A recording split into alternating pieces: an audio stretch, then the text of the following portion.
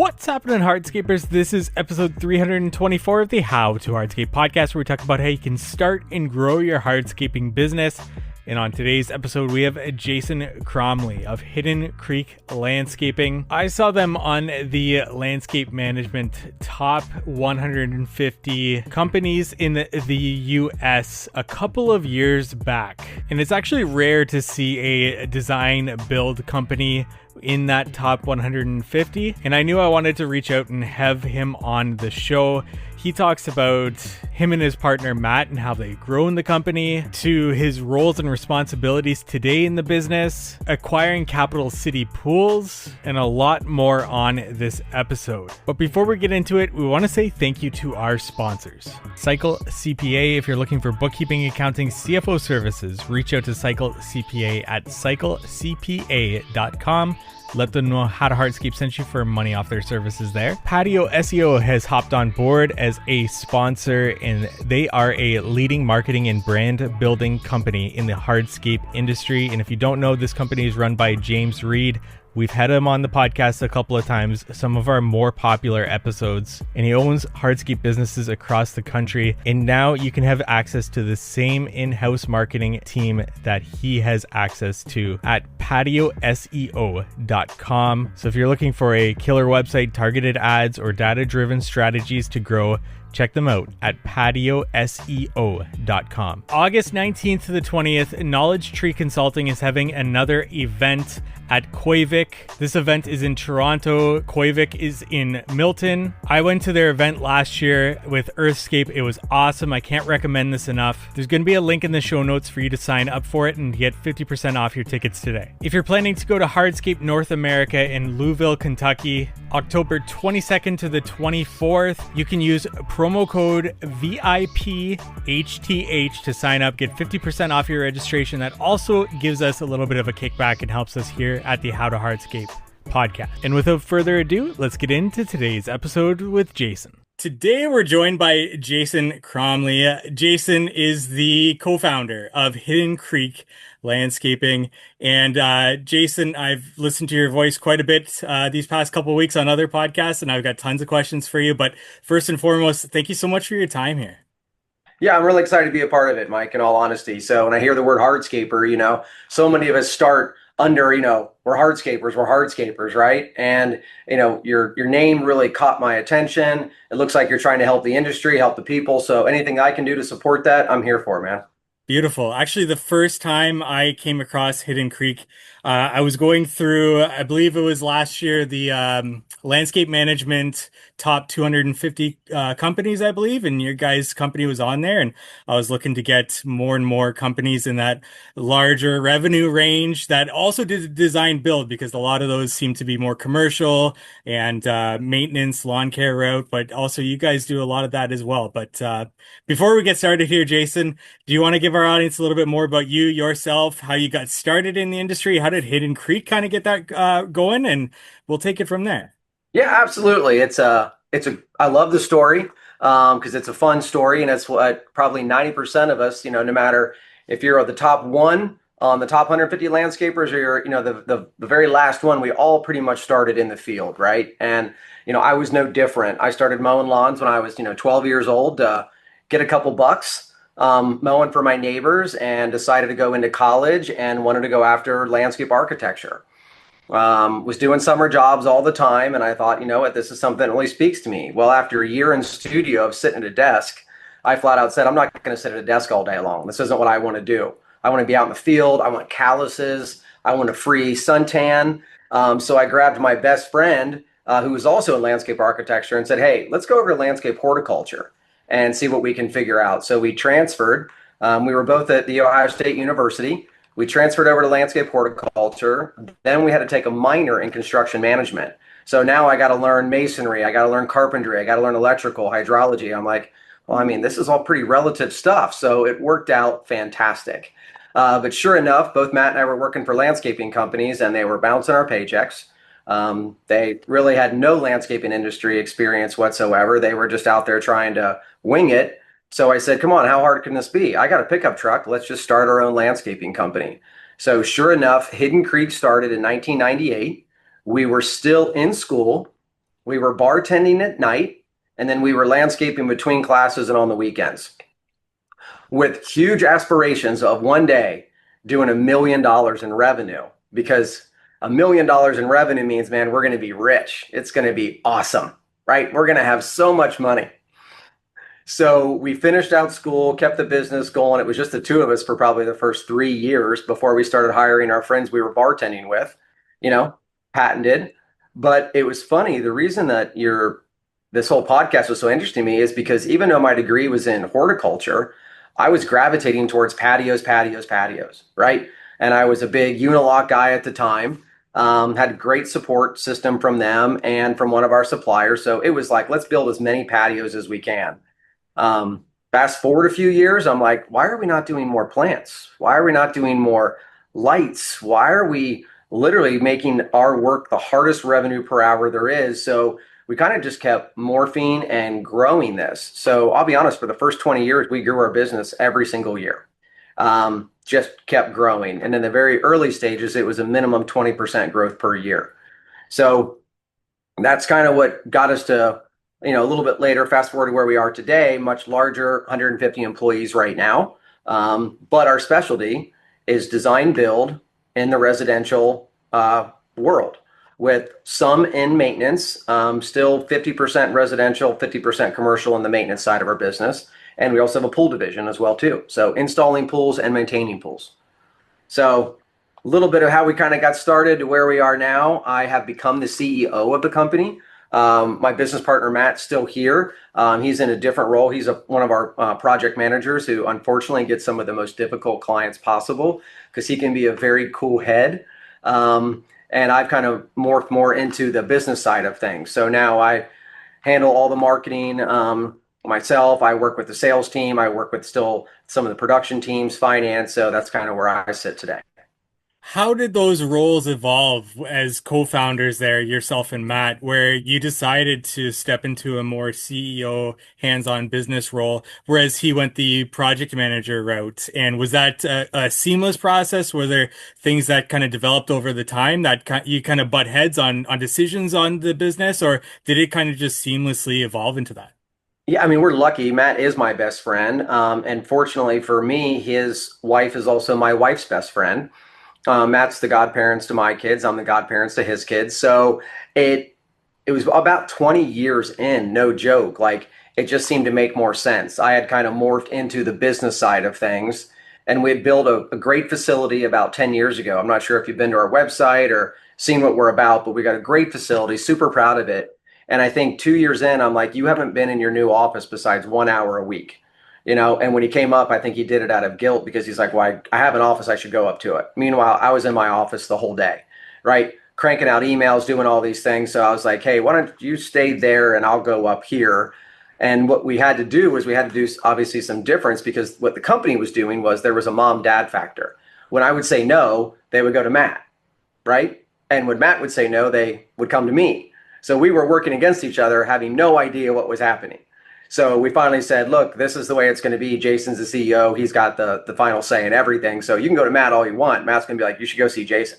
Like, I can tell you what we're ordering for this job, but I can't tell you where we're going, with the business. I'm not approving signing that truck. I'm not doing those things. So it was very nice in the fact that it was pretty seamless. The company understood it. And it's not even really, talked about, to be honest. So at all the company meetings, I'm the guy up in front. I also like the stage, and I would do a podcast all the time. And Matt's like, I don't want to do that stuff. So I guess it kind of just came with the territory. Didn't know that was going to be my future someday, but I'm embracing it.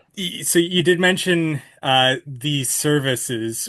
Where during the development of Hidden Creek did you decide to take on other services such as the patios, the design build, and then eventually I want to get into acquiring a company, Capital City Pools, and adding that service. But how was that development in services and growing your revenue and the decision to take on these services in hitting sales goals? Like, what were the decisions behind adding on more and more services in your business development? Sure. It's a great question. I'm sure many people struggle with it. And I can tell you, here I am 27 years later, and we're still like, all right, what should we do next year? Like, we have an idea, right? And it's a constant test of really what you want to do. And the one thing I'll say is if you don't enjoy it, don't add a service center that you're not passionate about. Because in this industry and today's clients and expectations, if it's not fun, you're just never going to have success and you're never going to make the money. So it really is what made the most sense to us. So, again, going back many, many years, when we would get money off of jobs, we would go buy equipment. We were bartending, so we were living off bartending money, which was just great when you're young. So we bought mowers. Like, well, we're landscapers, we have to mow. So, we would mow 2 days a week and we do hardscapes 3 days a week, right? Whatever it would take. Shit, back then it was probably 7 days a week, to be honest. And so we kind of have always had this mowing piece to it because Matt's background was he had done mowing for one summer and I had never done mowing. So we're like, okay, Matt, you're going to be more of the maintenance guy, and I kind of became more of the design build guy. And the one thing that we wanted to do with the design build side was we liked residential because we didn't get excited for commercial projects. It was like, who's the cheapest, right? You got to be the cheapest guy and you're going to get the job. And it's not always the case, but it seemed that way a lot of the times. And we would get a late start because they were behind. And guess what? The deadline never changed and tons of pressure. And they don't always care about if the plants are going to live or what it looked like. So it wasn't fun. And I went into landscaping because I wanted to design. I wanted to make a positive impact. So we really started to gravitate more towards that high end design build side. And the high end was a fun niche that you don't know when you're going to get into high end, right? It just kind of starts to happen. The jobs get bigger, the next neighborhood gets a little bigger, and then you discover if you like that world or not. And there's not many who like a high end residential world, right? With big money comes big expectations. They're going to call you at 10 o'clock Sunday night. And they need you to answer your phone because it's critical that we talk about this flower. And my wife many times would say, so that's another landscape emergency. You better answer that phone, which was always the joke because to her, none of it was an emergency, obviously. But it was a fun place to be in because, again, not many went for it. So it's not nearly as competitive, believe it or not, because most people will get into it, dip their toe and be like, I don't want to do this. And as you saw it on the landscape, 150 people, out of those 150, how many are residential? Not very many, right? It's probably 20-30%, but the rest is just commercial. So we really decided in those service centers, we needed to give people all the amenities that an inside house would have, right? It's not just a patio anymore, right? Man, if you want to enjoy your patio in the Midwest, right, it can be dark early. So we need to get some lighting in here. We knew the plants. We knew what we needed to do to make this place even better. So let's make sure we have the right plants in place. And then it was, we should be offering irrigation because that's the only way to keep these plants alive. And then after so many years, we also decided to bring our own in-house designers in. For years, Matt and I were doing all of our own design work. And that's the worst thing that I could have done was I designed to my skill set. I designed to how I could build something super fast and get to the next job because I was all about the next job is the most important job. And so when I hired designers who, went to Ohio State with us and knew what they did, they never asked if I could build it. They just designed what they thought would be amazing for the client. And the client would say, yeah, I want it. And I'm like, I don't know how to build this. And so I was like, I guess I got to figure this out. So we really pushed out of our comfort zone and started developing things, skill sets, hiring the right people that gave us, again, another advantage of what others were doing.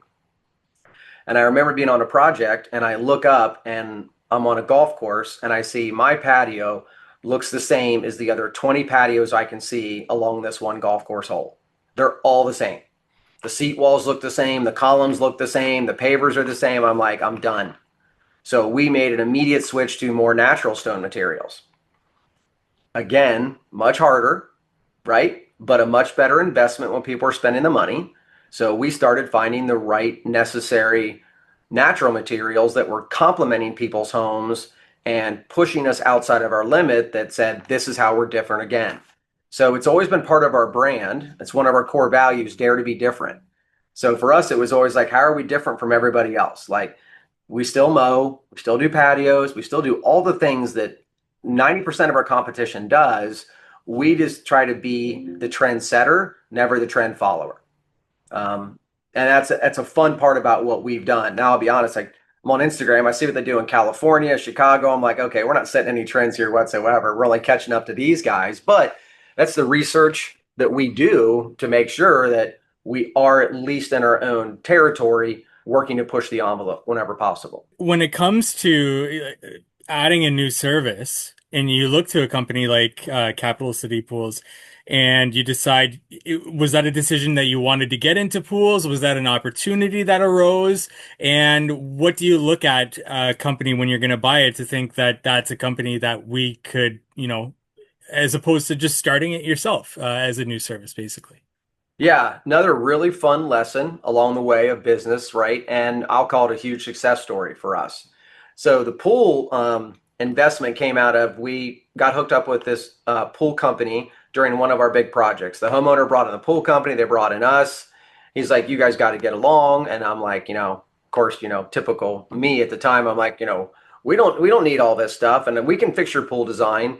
And this guy was super laid back and was honestly awesome. And so we worked together to come up with a great pool design, really push the limits in our area, something I had never done before. And he and I honestly developed a strong friendship right off the bat. And so, for many years, he'd refer me, I'd refer him. The problem was every time I call him to do a pool for me, he was booked out 2 years. And I'm like, I'm not booked out 2 years. I'm booked out 6 months. I need you here in 6 months. He's like, not to mean I can't. But every time he'd sell a pool, he'd bring me into it. And it was never like, hey, what's my cut? What do I get? It's like, what can I do to help you? He's like, nothing. Just do a great job. And so COVID happens, right? And we get this PPP money. And he's like, hey, when are you going to buy me, right? When are you going to buy me? And for years, he kept asking me. So I finally, when I got my PPP money, I'm like, guess what? I got some money. I got a down payment. And so instead of spending that money and doing all kinds of other things, we took our money and invested it into the purchase of a pool company. And he had the best name and reputation in our area, but he was always booked out 2 years. What we were able to do was to add more manpower to what he did, right? Some new efficiencies to what he did. And I would say it's almost 5 years later, but the reason that it has worked is because I didn't buy a company, I bought an owner. He stayed on with us for 5 years. I bought a brand, I brought an image. I didn't buy concrete installers, I didn't buy pipe guys. I brought the owner, the brand, and the image, right? The reputation. So that was easy. That was the easy investment. Not to mention, when you buy a company with a two-year backlog, you've already got 2 years of financials coming in, right? In the world of construction, mostly you're not booked out 2 years. You're booked out hopefully 6 months. Lately for us, it seems like it's 2 months. So when someone wants to buy you, they're like, well, you're not really worth what you haven't sold. So we were very fortunate that he had such a big backlog, and he brought in pool service, which was another thing exciting for me. I'm like, well, that's 200 plus clients that are paying you already to take care of their pool. And by the way, people who have pools have what I call disposable income. Pools are not a need, pools are a want. Our goal is to try to sell our clients the fact that they actually need a pool to keep their family happy and kids happy and all that good stuff, obviously. But we were selling to a whole different target. He had been selling to the elite in our area for a long time. So I'm like, this is great. 200 new clients. They're now in my book. I'm going to go sell all them maintenance, right? Of course, I'm doing my calculations. I'm like, well, first year, I'll probably only get 30%, but by the second year, I'll have 50% of his clients. I think I've got 4 of the 200 some. Never lined them up, right? Tried for many years, but they were very loyal to their current landscaper. And I'll be honest, it's hard for me to come in and try to knock somebody else out. When a client's happy, I'm like, are you happy? Yeah. Are you getting a good price? Yeah. Okay, great. Keep using them. I didn't want to lower all my prices to come in and knock some other guy out. Do I want all of them? Of course I do. It's easier for me. It's easier for the client.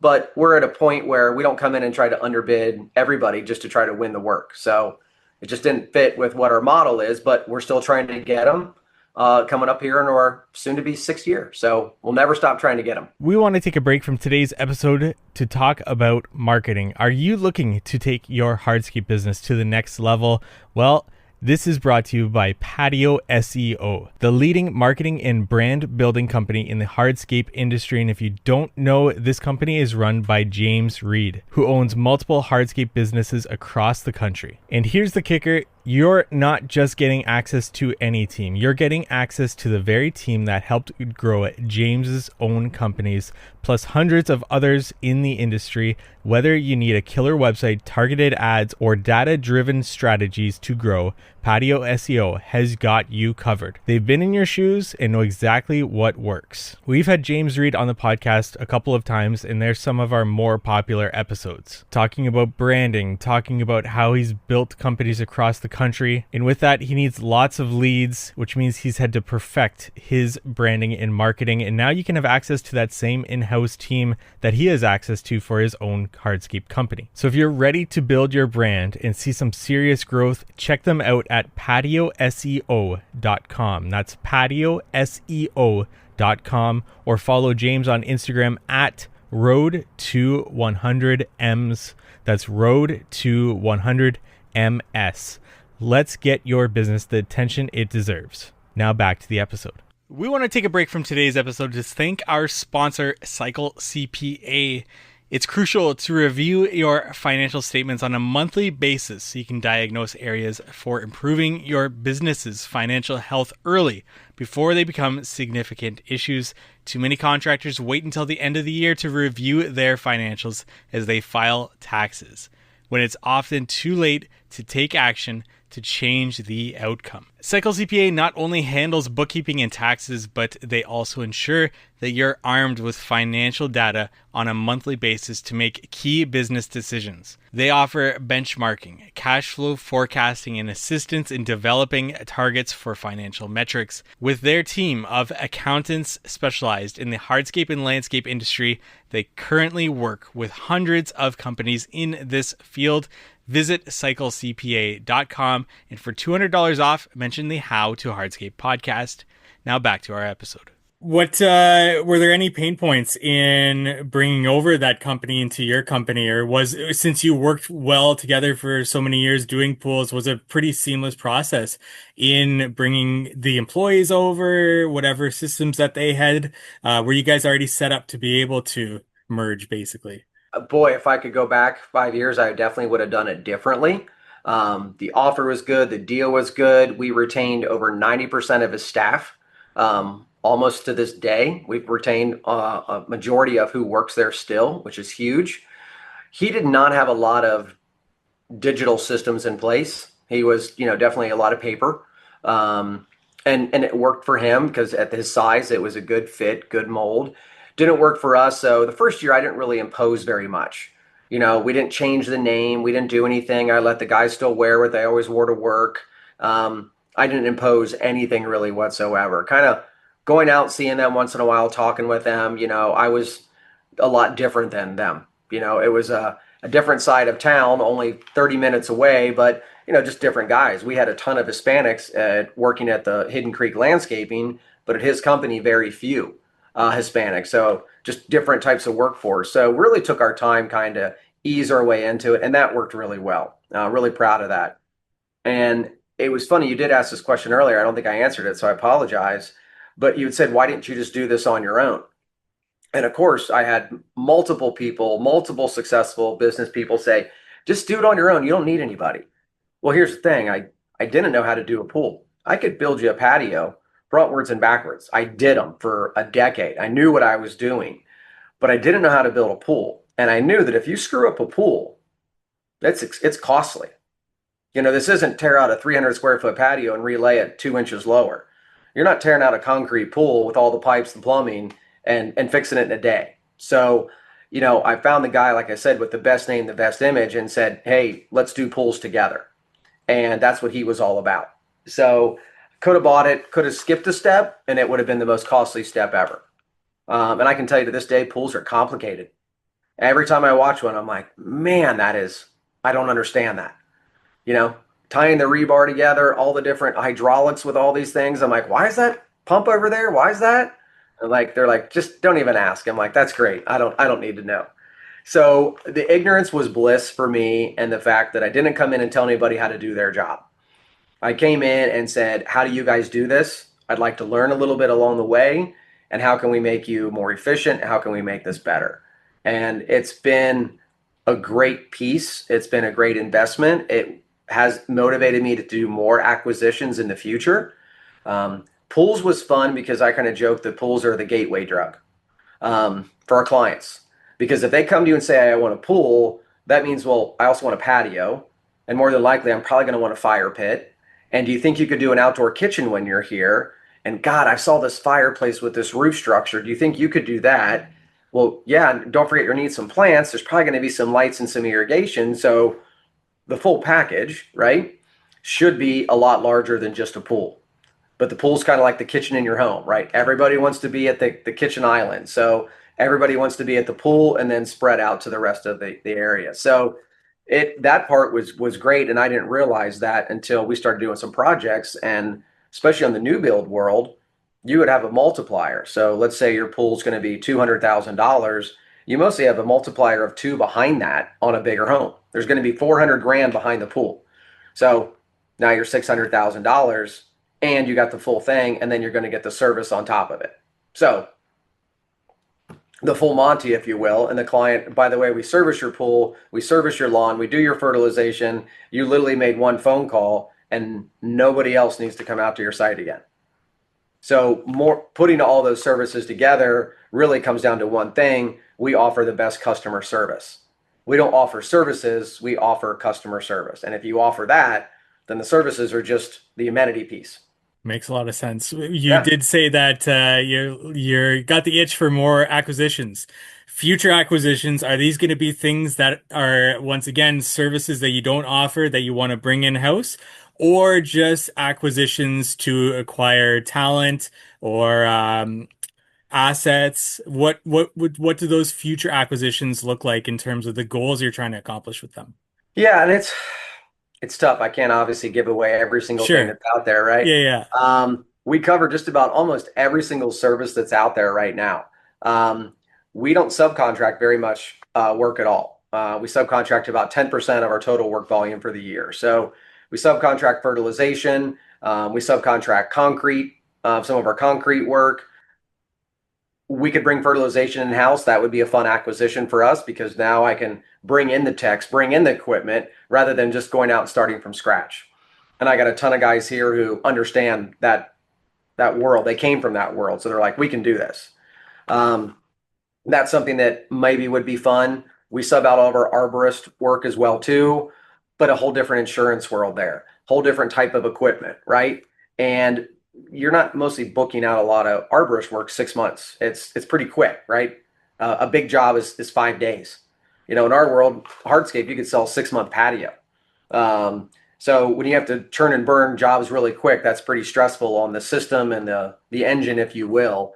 You're just burning what I would call high octane gas. So versus a nice slow diesel burn, right? So you have to kind of think about what is the best. So I'm looking at different things. A lot of it would just be I'm trying to be as systemized as I possibly can, right? Right procedures, standard operating procedures, and making sure that a lot of owners, right, who are just like me, and I'm sure a lot of your listeners have read the book or listened to the book, The E-Myth, right? It's a Yep. great book, but there is such a thing as kind of a doer and a planner, right? And a lot of us at that stage are very much just doers, and they're going to burn themselves out and hurt themselves potentially. And if you're young and or even if you're middle aged and you hurt yourself and you're the guy that does it all, you got no backup plan. So I'd rather work with some guys to find ways to retain them, keep them on, give them opportunities within us, and keep expanding. Not to mention our benefits for our employees are, in my opinion, through the roof. You know, free pants that are laundered, uniforms, boots, company meetings, breakfast paid off between Christmas Eve and New Year's every single year. Minimum 5 days PTO up to 15. I mean, just bonus program for, across the board. Like we're trying to do something no one else was doing. So we want to make sure that we can give that to as many potential employees as possible. And the more we do that, the more that we can take care of. Some owners are like, I wish I could take better care of you. I wish I could do more. Come on with us if you want to. We'll see how we can help you guys. So getting into the sort of e-myth side of things, a couple of subjects you brought up in there. At what point during the building of Hidden Creek Did you guys make your first non-labor producing hire, say like an overhead employee who's in the office, and what did that help to do in your business? And from there, if you made another subsequent hire, that would be considered an overhead expense and not actually in the field producing labor. What were those first initial steps for you guys? God, that's going back. The first one was a designer. Uh, Okay. Designer was the first one because I was doing it. And again, I was designing to my skill set, and Matt was designing to his skill set, but we couldn't do it fast enough because we were still the foreman. So right off the bat, I'm like, I can't keep up with all this. So the designer was number one. Second was actually my mom, of all things, and she was coming in to run our office. So she was helping us with the payroll. She was helping us with the invoices, the filing, the client communication. She had another job doing the same thing. So I just said, hey, you're at your end of your retirement here. Why don't you just come work for me? So she came on board. And then we hired another person to help her as well too. So just because we were getting a lot of clients. And then you get into the project manager side of things, right? I can no longer be the project manager. So project managers started to pop up pretty consistently. And then from your project managers, all of a sudden it evolved into an operations manager, right? Too many project managers. Now I need an operations manager, which is to this day still one of the hardest roles to fill. Um, Not to fill, I guess, to do the job. An operations manager is a huge responsibility. At our company, our operations manager on maintenance has five direct reports. On the design build side, I think he has five or six direct reports, right? So it's a lot. And those 5 to 6 guys are also managing 3 to 4 crews. So, it's a lot of people running around every single morning, trying to make sure that, one is the equipment all set? Is it all ready? You going to the right job site? Did you guys remember to call oops? Did you get the machinery delivered? Is the material on its way? All these different things. So that operations role, when you get someone in there, boy, I mean, it can be gold for you. If it's not, it's a bad penny you keep picking up over and over again. You're like, this is not working for me. So I would say those are some of the key roles. And then obviously moving into HR, when you finally hire your first HR person, I'll be honest, I don't know if that meant I was making it or I was going down something I never thought I would do. I can tell you when you start a landscaping business, the last thing you ever think is that you're going to hire someone in HR.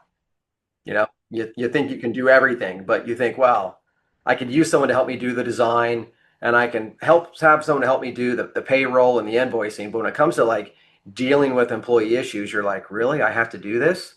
Uh, and you bring on the HR because you're like, I can't sit here and counsel you today. I don't know. I don't know why you two guys can't get along. Like, you guys were friends yesterday. Now you can't ride in the same truck. So when you get to HR, you're finally like, okay, I think this is it. Like, and they can help really push you to a whole nother level because if they're good, you can hire better. You can hopefully fire faster if need be.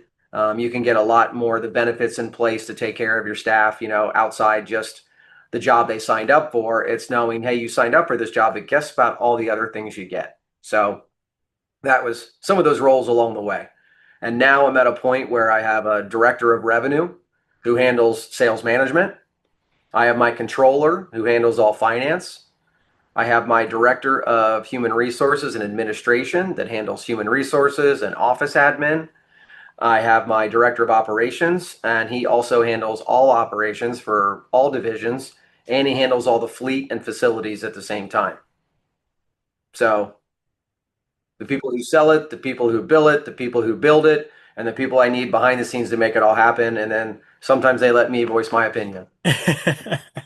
So I actually had that in my notes for the next question here, because I did hear on the podcast you talked about hiring a director of revenue. So one of my last questions here for you is when it comes to making that next hire that is going to be an office person, a director of revenue, whoever that might be, what are you using to guide to know what the next role is that you need to hire to fill? Why, at what point did you know, okay, the director of revenue is the person that I need to hire next? So I'll be honest, with a degree in horticulture, I can tell you 700 plants in Latin and English, right? Um, there's not a business class I ever took. And I've made a ton of mistakes along the way. Too many to list on today's hour podcast, right? We would need a year or two. But I did start using some coaching. I got involved in some peer groups. I think you probably heard in some of my podcasts, we hosted the Grow event here last year at our facility. 1,000 people walked through. And when I would go to these other companies, I would just sit back and listen and ask a ton of questions. And I was looking at bigger companies. And I always wanted to be surrounded by companies larger than me because I'm like, what are you doing? I hate to say it, right? Like, what is it that you're doing that I'm not doing? And I started to learn, and I picked up some great mentors along the way who've been, like anything, as long as you're humble and you're willing to ask for help, there's so many people that are willing to give it, right? And that's the key thing. So I never mind asking for help. I was always grateful, understood, respectful of time. So I really wanted to make sure that, I could do that for other people. That's why I sit here and do whatever I can today. But I asked the right people, and they're like, this is what you need. You really need a director of revenue, because I was doing it. And when we missed our sales goals 2 years in a row, guess who you fire? The guy doing it. It just happened to be me. Luckily, I've got a pretty cool title, so they can't kick me out of the building. But I wasn't getting the job done. I was spreading myself too thin, trying to save, the dollars of paying somebody to do it, when it's holding me back millions and millions of dollars. It's like I got to pay someone to come in and do this, and they can get those millions of dollars because that is their sole focus, where my focus is all of the topics that we talked about. So it's been working out very, very well. Hey, are you planning to attend HNA Hardscape North America, October 22nd to the 24th in Louisville, Kentucky? Well, you can use our promo code VIPHTH to get 50% off your tickets, or you can click the link in the show notes below to register for this. I've gone the past 2 years. It is awesome. A massive trade show along with the Equip Exposition with more than 1,000 exhibits, 42,000 square feet hardscape house, as well as a 30 plus acre outdoor demo yard that you can demo equipment. There's the HNA Awards ceremony. There's lots of educational sessions throughout the day, and there's more than enough events before and after the trade show itself. I've always enjoyed my time. I'll see you there. Use the code VIPHTH to get 50% off your tickets, and register sooner rather than later, because tickets do increase leading up to the show. Knowledge Tree Consulting, George and Peter of Oriole Landscaping. You've heard me talk about them on previous episodes. They have an event coming up August 19th to the 20th. This is going to be a behind the scenes tour of Koivik, a second generation multi-division firm known for operational excellence and exceptional results. I went to a Knowledge Tree Consulting event last year. That was with Earthscape. You've heard me have Sam Bauman on from that business, and this was a really great event. I cannot recommend this enough. The first day, there's going to be a welcome reception and an optional networking dinner. The next day, early in the morning, departing for Koivik, doing the facility tour, which includes the shop, soil production, specimen tree nursery, office operations, and client experience. So you rotate through those different areas. And then after that facility tour, back at the hotel, there's going to be strategy sessions and then an evening dinner. This is in Toronto. The shop is in Milton. And there's going to be a link in the show notes for you to get 50% off your tickets through the How to Hardscape podcast. So click that link, learn more about that event, and register today. You said it's starting to go to peer groups and asking questions to other companies that, especially, what are you doing that I'm not doing? What is like one thing that when you ask that to somebody, or a specific question that you ask to one of those larger companies that made something click and helped you in a tough bind in your business where you currently were at, or anything in your business? So what is the question that you asked, or what is something that they were doing that you weren't doing that you went back home and implemented? Oh gosh, I mean, I do 4 site visits a year, and every single time I'm coming back with something, right? Small or big, there's always something. But one of the things that was a big game changer for us in our business was about 5 years ago, something we implemented called EOS, which stands for Entrepreneurial Operating System. I cannot spell entrepreneurial to this day. I can barely pronounce it. But it was something that I was working with actually one of my finance people.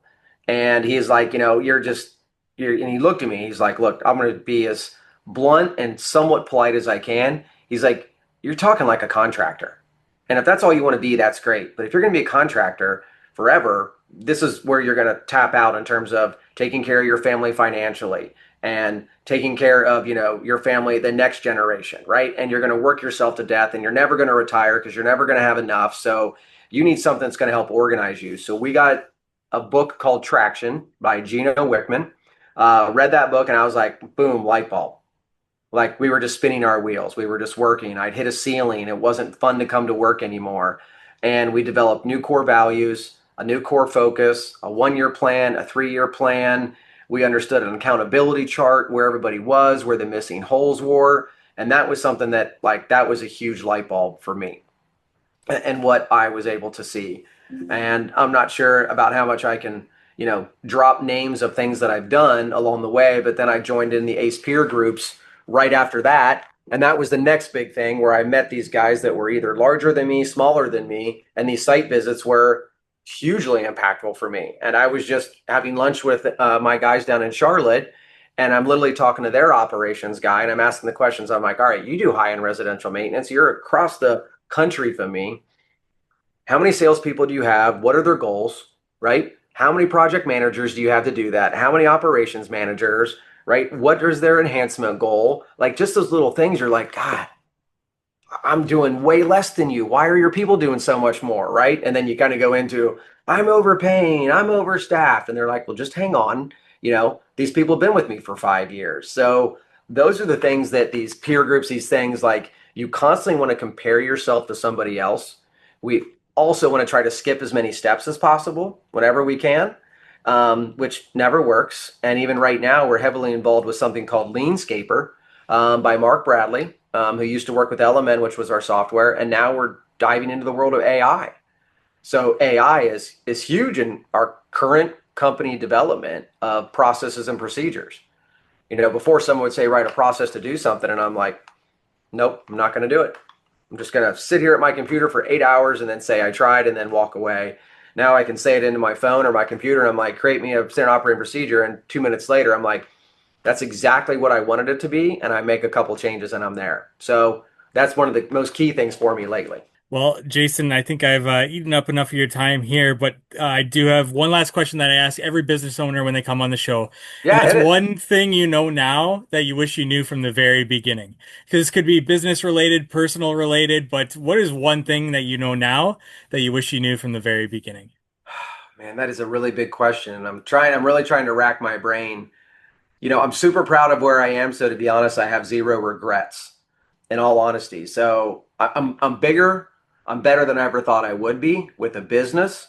I will say probably the biggest thing that I would say going back, and again, I don't have a regret, is still always making sure that your family is still number one if that's a part of your life story, right? If you don't have a family, that's not part of it, then that's totally your choice, right? For me, being a father and being a husband was a big part of a life goal at a young age because I had great parents and that was important. So I always made time for my family. Could I have spent more time? Of course I could have, right? But they saw me also as a person that was very dedicated to the family and dedicated to my job. The one trick that I did learn with that, and I tell people this all the time, I started coaching my kids at a young age because then I had to leave work, right? I had to leave at 4:30 because if you're the coach, you got to be on time, right? If you're just a parent, oh yeah, I'll come early and watch. And then a phone call comes in and I'm going to stop by this client's house really quickly, right? But when you're the coach, you're there and you're involved. And I learned teamwork. I learned how to get 8-year-olds to actually kick a soccer ball in the right direction. So very humbling experience. Great thing that I learned later in life that I had no idea what that was going to give me. And I'm super grateful that I had those opportunities with my kids and their friends and all the other parents. And it also turned into a huge win marketing wise, because now I'm with all the parents who they see me helping their kids be, better at a certain sport or a trade or hopefully better in life. Well, Jason, that's a great way to wrap things up here. And I still got hours of questions left for you. So if you ever wanted to come back on, you're more than welcome. But thank you so much for your time here. Where can our audience find out more about Hidden Creek and where do you want to send them to? Yeah, so right now, Instagram has been huge for us. We're trying to pick up as many followers as we can, and that's where we kind of post a day in the life of Hidden Creek. We just had a company meeting yesterday. I actually, right before this phone call, you'll love this, I made a bet with my director of revenue that my speech yesterday would be 14 minutes or less. I went to 18 minutes, so I just had to do 100 push-ups in the kitchen in front of the office because I went over my time limit. And it's going to be on Instagram later. So check us out on Instagram and Facebook. Our website's pretty easy, tothecreek.com. Check us out, follow us. We're here to support you guys and here to learn from you as well too. Jason, thank you so much. Have a great one, Mike. Take care. Thank you for listening to today's podcast episode. Check out Hidden Creek Landscaping on Instagram at Hidden Creek Landscaping. See some of their beautiful projects there. And if you have other companies that you'd want me to have on the show, send me a message at How to Hardscape. People, topics, anything that you'd want to hear on future episodes at How to Hardscape. Send me that message. And it does really help if you leave us a 5-star rating and review on Apple Podcasts, Spotify, wherever you're listening to this. That really does help. And before we leave, you want to say thank you to our sponsors. Cycle CPA, if you're looking for bookkeeping, accounting, CFO services, reach out to Cycle CPA at cyclecpa.com. Let them know How to Hardscape sent you for money off their services there. PatioSEO.com. And now you know Patio SEO can take your hardscape business to the next level. James Reed and his expert team have built a reputation on success, not just for their own companies, but for hundreds of others just like yours. So don't wait. Visit PatioSEO.com to learn more and get started. But also be sure to follow James's journey on Instagram at Road to 100Ms. That's Road to 100MS for behind the scenes tips and insights. And I do recommend checking that out and following along to that. Ready to build your brand? Patio SEO is here to help you every step of the way. August 19th to the 20th, Knowledge Tree Consulting is having another event at Koivik. This event is in Toronto. Koivik is in Milton. I went to their event last year with Earthscape. It was awesome. I can't recommend this enough. There's going to be a link in the show notes for you to sign up for it and get 50% off your tickets today. If you're planning to go to Hardscape North America in Louisville, Kentucky, October 22nd to the 24th, you can use promo code VIPHTH to sign up, get 50% off your registration. That also gives us a little bit of a kickback and helps us here at the How to Hardscape podcast. And we look forward to meeting with you next week on the How to Hardscape podcast.